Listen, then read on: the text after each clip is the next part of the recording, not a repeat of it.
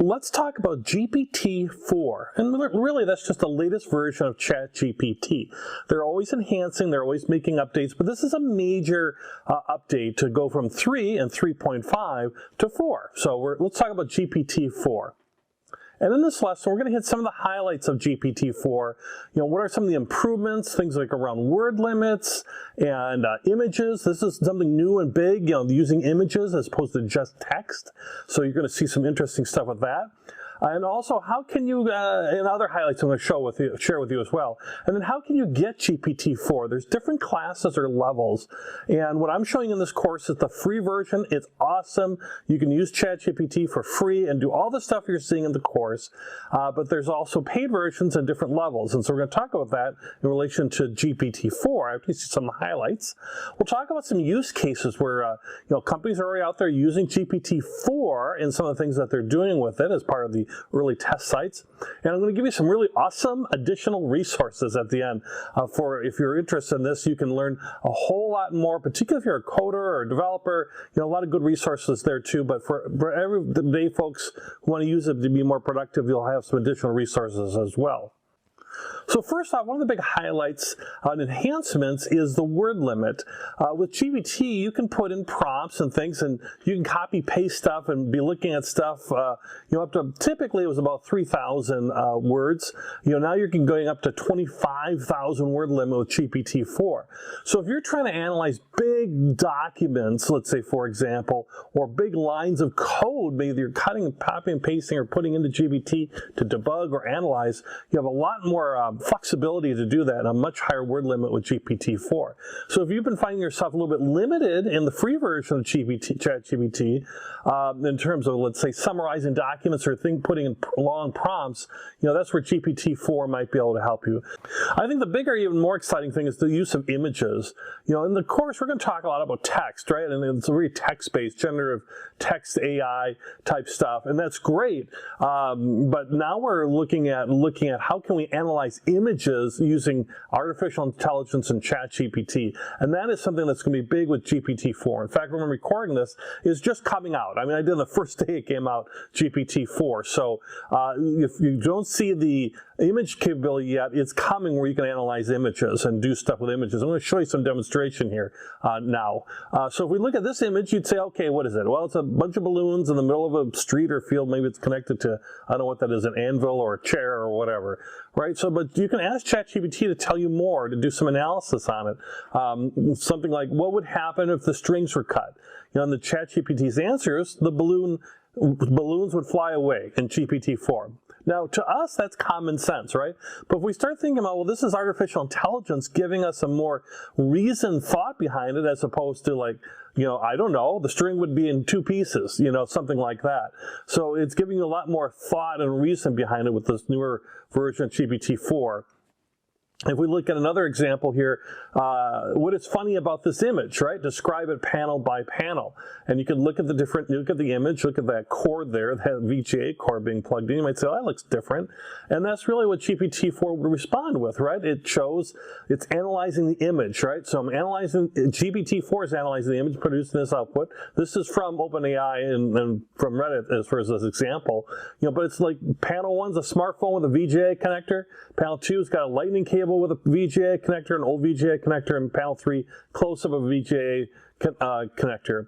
And it says at the end, the humor in this image comes from the absurdity of plugging in large, outdated VGA connector into a small, modern smartphone charging port, right? So that's the idea. Now, this is, again, OpenAI that's giving us back this answer, or artificial intelligence, or ChatGPT with GPT-4. It's like saying, okay, we can see what this is, and now we can even take it a step as far as understanding what's the absurdity in this and have some more enhanced reasoning.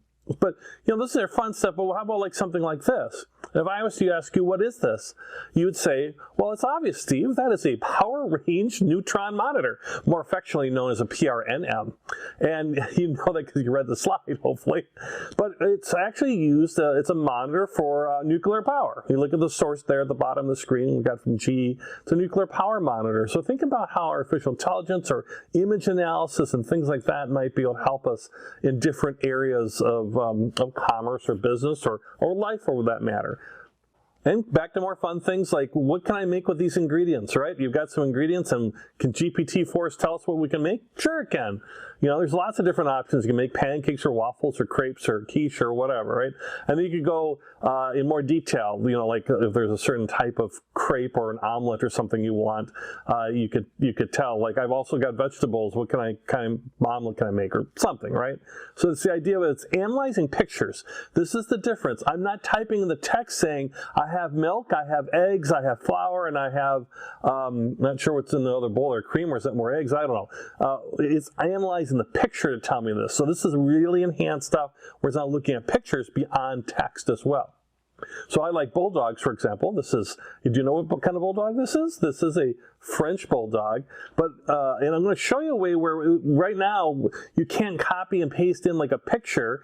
By the time you're watching this, maybe that will change, but I'm going to show you a workaround on that and how you can get at this image stuff, because if you just try to copy it and paste this picture, it's not going to work, all right? So one way you can do it is to find a link to some picture that you're interested in. And I did this on the free version of ChatGPT. I tested it on that to see, hey, will this work? And maybe they'll turn this off, I don't know. But right now, this is working. This worked for me. If you don't have a broken link or something, I said, what is this image? And I gave the link to that French bulldog picture, and it said, this link you provide is the image of a French bulldog, and it goes on to talk about French bulldogs, and they have distinctive bat ears, and they have breathing difficulties, spinal disorders, all sorts of stuff, right? Just from me saying, what is this link? What is this image? And then I could then have my conversation with my artificial intelligence assistant and say, tell me more, right? I mean, you take that a little bit further, it's the same thing. Like, what is this image? And it goes into its balloons tied to a table. There's 3 of them. It's interesting that it's recognizing from this image that there are 6 balloons tied to a 3-step table in a summer meadow. Who knows if it's summer, it could be spring, but it's green, so it's thinking it's summer, right? So it's taking that image. And so now if it knows that, could I say, what happened to the strings or cuts? And I asked this in the free version, and it said ChatGPT 3.5, and not GPT-4, by the way. And it says if the strings were cut, the balloons are going to fly away to the helium inside. And then it goes on, and even has a little message at the end about hazard to the environment and wildlife. We're going to chew on the balloons and choke to death or whatever. So you can see that it's now analyzing these images. So right now they're saying this is not available, but if you use the links, then you have, like to an image, then you can kind of do a workaround even with a free version. We'll see if that stays around. That might change, but you know, I want to share that little extra bonus tip for you. A couple of things with GPT-4 real quick here is one is enhanced reasoning. You know, using, like, here's an example of having the same prompt but different results. You know, one of the criticisms with ChatGPT is it's not perfect. I mean, this is evolving stuff. We're on the early edge of this, right? So it's usually really good, but it's not perfect. And if you look at these 2 inputs, one's on the free ChatGPT 3.5, the regular one, and then the GPT-4, the enhanced one with the enhanced reasoning, the inputs are exactly the same. They're the exact same prompt, copy and pasted. The outputs are a little bit different, but it'll show you a summary of the availability of these 3 team members, right? Andrew, Joanne, and Hannah, right? But if you see in the where it's highlighted in the red, they come up with different times. And the one on the left is wrong. The regular GPT is wrong. You see, it's wrong. And why is it wrong? Because if you look closely at Andrew, he's available 11 to 3, but it's scheduled for 4. We can say, well, you can do it at 4 because it's, I don't know, it's outside the availability. It's just plain wrong. Where with the enhanced reasoning and better results is what they're looking for with GPT-4. So if you're using, let's say, the free version of ChatGPT, and you're not getting the results you wanted, maybe it is time to step up to GPT-4 as far as a paid version. We're going to talk about that a little bit here too in just a moment. About free and paid versions. And then improve safety and security guardrails, around, different concerns that all artificial intelligence has. They're continuing to improve.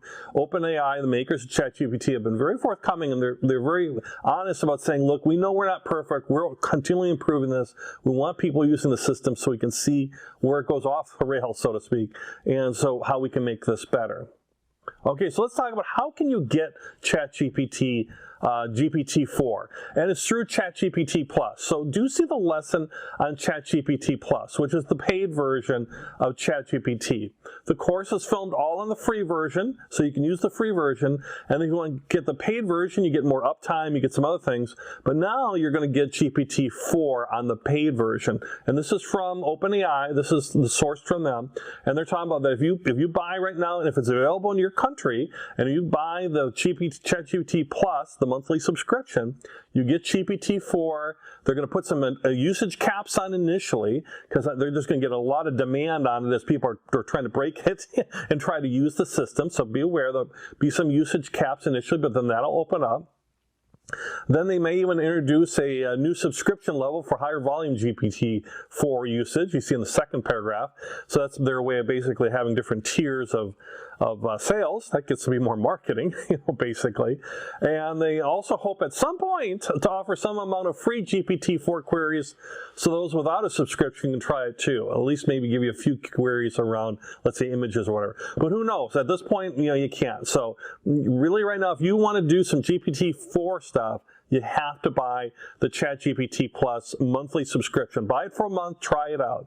What I said in that other lesson about free ChatGPT versus ChatGPT Plus, not a lot of reason to go to the GPT Plus, but that they were going to add stuff. And they did. Now they have GPT-4 you get through the Plus version. So they have to keep making Plus better. But try the free version. Try what you're learning in this course.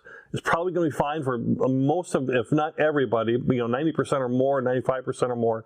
But you can look at it if you want to get this GPT-4 as a power user. That's where you need to go with ChatGPT Plus.